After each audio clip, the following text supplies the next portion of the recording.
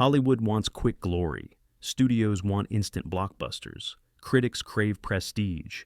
But here's the uncomfortable truth. Some of the most legendary sci-fi films weren't loved at first. They were mocked, dismissed, and left for dead. Yet, over time, fans turned the very flops into cult treasures. So, why do some failures rise from the ashes while others vanish forever? Stick around, because a few of these titles will make you rethink what flop really means.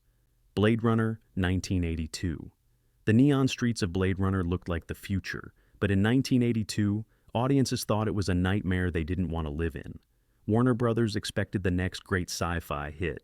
Instead, they got yawns and boos. Critics called it boring, depressing, and messy. At the box office, it limped to just over 30 million worldwide against a massive budget. For Hollywood, that spelled disaster.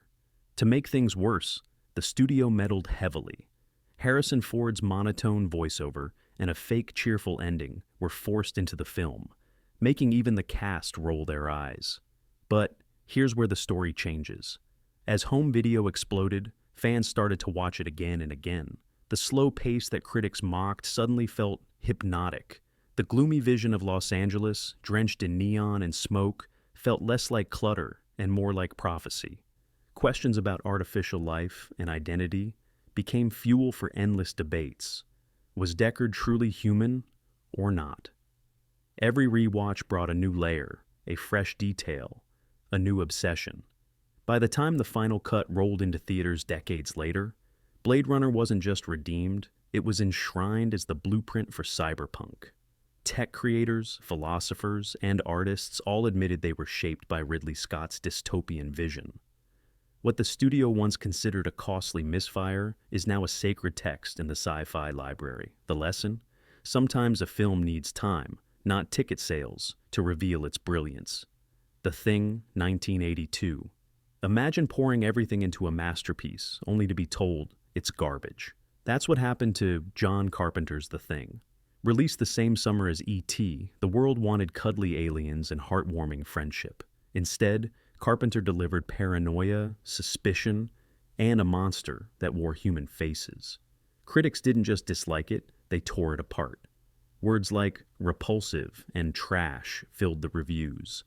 Audiences stayed away. Universal had banked on a hit, but ended up with a box office flop, barely making back its costs. For Carpenter, the backlash was crushing. He later admitted it scarred his career, leaving him doubting himself. But here's the twist. While theaters rejected it, VHS and cable gave it a second life. Fans slowly began to see the genius. The claustrophobic setting in Antarctica, the creeping paranoia, and the mind-bending effects by Rob Bottin became legendary. The grotesque transformations, once dismissed as ugly excess, were now studied as groundbreaking. Practical wizardry. Directors began citing it as an influence. Film schools dissected its tension. Even Quentin Tarantino admitted it was one of the only films that truly frightened him. The very thing critics once condemned became a crown jewel of horror sci-fi. Today it's hard to imagine the genre without The Thing at its icy core, proof that sometimes audiences just need to catch up to the nightmare waiting for them. Tron, 1982. Disney thought Tron would electrify the world. Instead, most people left theaters scratching their heads. Critics dismissed it as hollow, saying it felt more like a video game demo than a movie. The film barely doubled its modest budget, a disappointment for a studio desperate to compete with Star Wars. To add insult, the Academy disqualified its digital effects from the visual effects category, arguing computer graphics were cheating. But under the surface, Tron was quietly making history. Those neon grids, light cycles, and identity discs didn't impress mainstream audiences, but they fascinated programmers, animators, and the growing computer culture of the 1980s. What critics saw as empty style, tech enthusiasts saw as the future. Tron became a touchstone for digital artists and gamers, whispered about in tech circles long before mainstream audiences caught up. As home video and gaming culture boomed, Tron's reputation grew. By the 1990s, it was a cult phenomenon. Fans celebrated it as a visionary glimpse of virtual reality long before it became a buzzword. Eventually, Tron Legacy arrived in 2010, proving that the once-dismissed experiment had transformed into a cornerstone of digital culture. Disney might not have understood Tron in 1982, but history did. What was once shrugged off as an oddity is now recognized as a film that saw decades into the future. Flash Gordon, 1980. Universal thought. Flash Gordon would ride the wave of Star Wars. What they got looked like a candy-colored circus. Audiences didn't know what to make of it. Critics mocked the over-the-top acting, garish costumes, and melodrama. Even though it technically made back its budget, it was nowhere near the blockbuster the studio expected. For years, Flash Gordon was remembered as a joke, a failed attempt to cash in on space opera mania. But fans have a way of embracing the strange. Slowly, people began leaning into the chaos. The absurd costumes became iconic. Max von Sydow's booming Ming the Merciless turned camp into classic. And then there was Queen's soundtrack, which gave the film an eternal pulse. Flash! Aha! Became a rallying cry that outlived the flop itself. Instead of fading away, Flash Gordon built an afterlife. It popped up in conventions and fan art, in homages from modern directors. Taika Waititi openly cited it as inspiration. Even Marvel movies tipped their hat to its outrageous style. What critics once dismissed as too silly became beloved precisely because of its silliness. Flash Gordon didn't try to be sleek, it went all in on excess. And that fearless ridiculousness is why it's still alive in the cultural imagination today. Dune, 1984. David Lynch's Dune was supposed to be the crown jewel of sci-fi epics. Instead, it was a studio-trimmed disaster. Universal hacked Lynch's massive vision into just over 2 hours, leaving audiences bewildered by the jumble of whispered prophecies, strange visuals, and rushed storytelling. Critics called it incomprehensible. The box office numbers were brutal, with the film making less than its $40 million budget. Lynch himself disowned it. But sci-fi fans are a different breed. Beneath the chaos, they saw sparks of something extraordinary. The grotesque designs of the Harkonnen world, Sting strutting in metal armor, and the sprawling desert imagery felt too unique to ignore. VHS gave fans the chance to pause, rewind, and dig deeper. They began to imagine what the full Lynch vision might have been. Over time, Dune grew into a cult obsession. Fan edits attempted to restore it. Collectors cherished the film's bizarre aesthetic. At conventions, it transformed from an embarrassment into a beloved curiosity. Its failure, ironically, gave it an underground mystique that polished hits never had. Today, even with new adaptations, Lynch's Dune remains a fascinating relic, proof that even a flawed vision can burn its way into cult history. The film the studio tried to bury now lives on as a symbol of what happens when ambition collides with compromise. Dark Star, 1974. Before John Carpenter terrified the world with Halloween and The Thing, he was just a film student with a wild idea. Dark Star began as a student project, stitched together on a shoestring budget that made it look like spare parts from a garage. The story followed a group of astronauts drifting through space, bored out of their minds, casually destroying unstable planets, and dealing with a beach ball alien that looked like it came straight from a toy store clearance bin. When it finally hit theaters, nobody cared. Critics dismissed it as amateur and clunky. Theatrical runs were tiny, and audiences didn't bother showing up. Financially, it was a complete wipeout. Carpenter himself admitted it was cobbled together with whatever scraps they could afford. For most filmmakers, that would have been the end. But then came midnight screenings. College audiences started embracing its absurd humor, its dry banter, and its philosophical oddities, like a talking bomb that argues about the meaning of existence. What mainstream critics wrote off as nonsense suddenly became comedy gold for late-night audiences. VHS only amplified its cult power. The biggest twist? One of Carpenter's collaborators, Dan O'Bannon, later reworked the idea of a monster loose on a spaceship into a little film you may have heard of, Alien. That means Dark Star, the so-called junk project.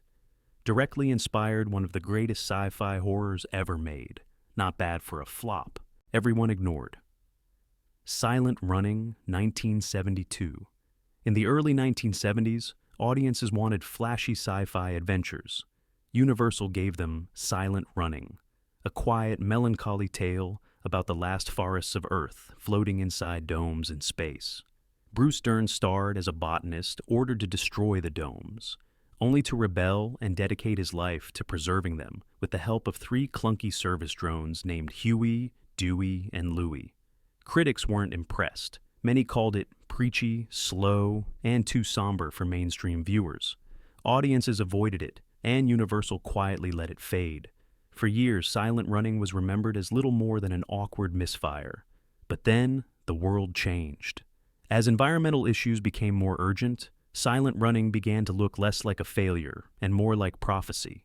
The haunting final image, one lone robot tending the last surviving forest while drifting through the void, hit audiences in a way that critics never predicted. Late-night TV screenings and VHS tapes gave the film a second life. By the 1990s, Silent Running was celebrated as a spiritual ancestor to eco-sci-fi classics like Wall-E. Those once mocked drones became cult icons, and the film's gentle but devastating message gained new relevance. What had been dismissed as dull in 1972 became visionary decades later. Silent Running didn't fail. It simply arrived too early. Event Horizon, 1997. On paper, Event Horizon sounded like a guaranteed hit. A rescue crew investigates a spaceship that vanished into a black hole, only to discover it came back carrying something terrifying. Paramount poured in money, expecting a sci-fi horror smash. Instead, critics called it incoherent and audiences stayed away. The film made less than half its $60 million budget. For years, it was lumped in with forgettable Alien knockoffs. But horror fans have a way of holding on to the strange. VHS gave the film new life. Audiences began to appreciate its unsettling design. The spaceship itself, half cathedral and half nightmare, became a character of its own. The hallucinations, the visions, the twisted atmosphere, all added up to something that was more disturbing than critics were willing to admit. The movie slowly built a reputation as one of the scariest space films ever attempted. Its influence seeped into video games like Dead Space and into the DNA of modern horror directors who praised its audacity. The concept that the ship literally passed through a kind of hell gave it a dark, unforgettable legacy. Today, Event Horizon is regularly cited as a lost classic of 90s horror sci-fi. Paramount may have written it off, but fans dug in and found the bold, nightmarish gem buried beneath the confusion. Howard the Duck, 1986. When George Lucas backed Howard the Duck, Hollywood thought it was looking at another quirky blockbuster.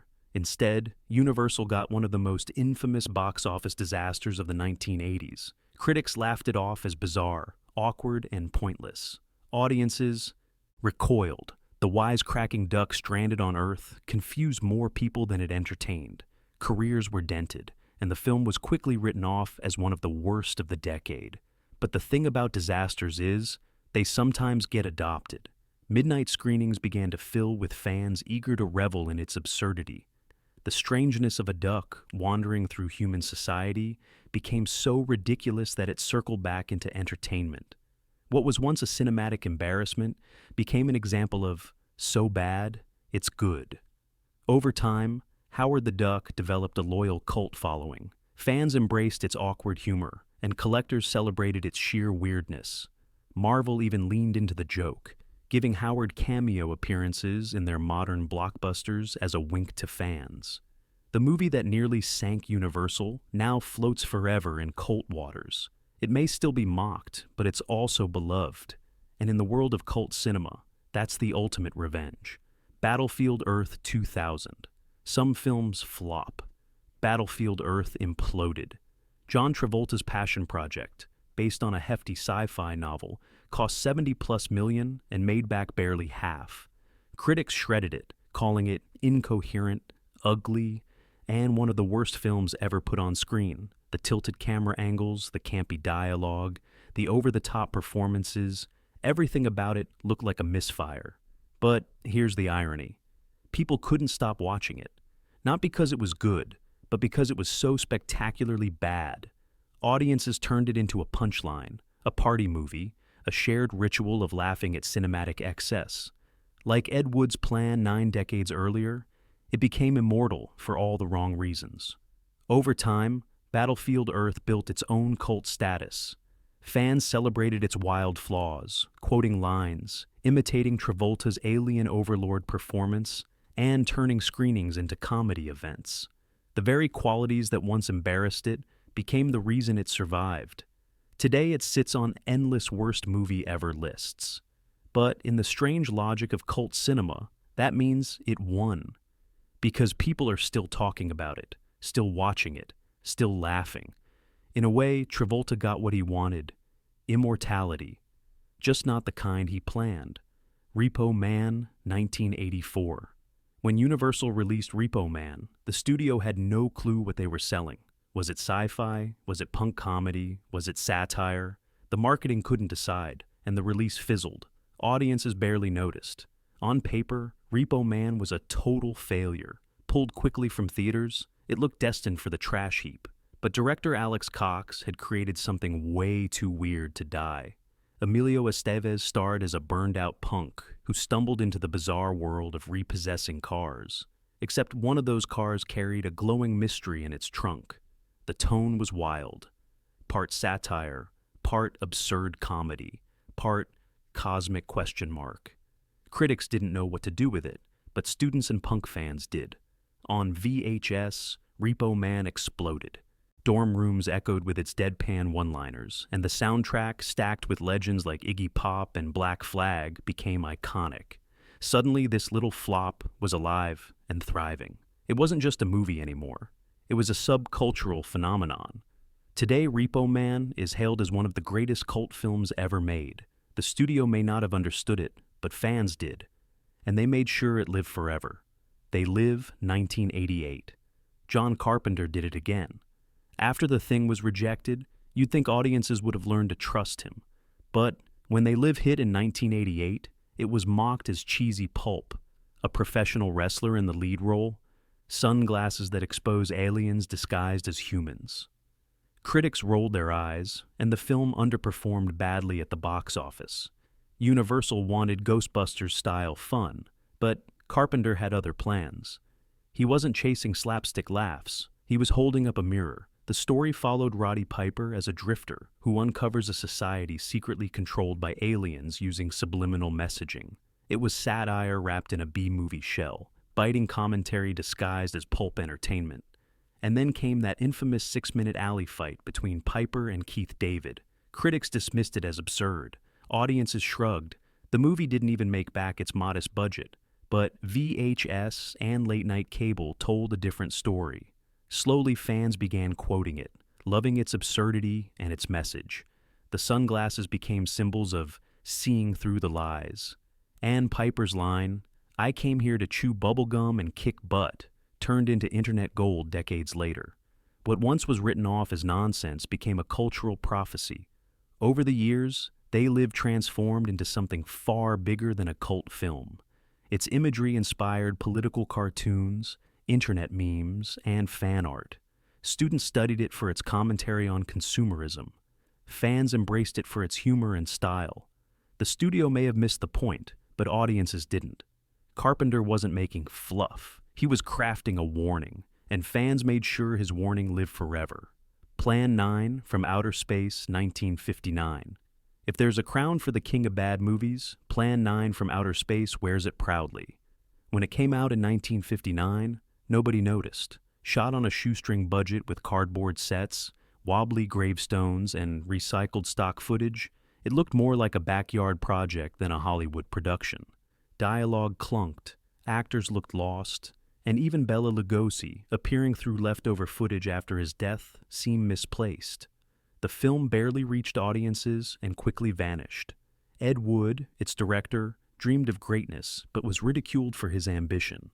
He died decades later, unrecognized, his work forgotten. That might have been the end, except cult fans rediscovered the movie in the 1980s. Critics and audiences crowned it the worst film ever made. And instead of being buried by that title, it was resurrected. The very thing meant to humiliate it became its ticket to immortality. Suddenly, midnight screenings embraced it. People shouted its nonsensical lines, laughed at the cardboard spaceships dangling on strings, and reveled in its glorious incompetence.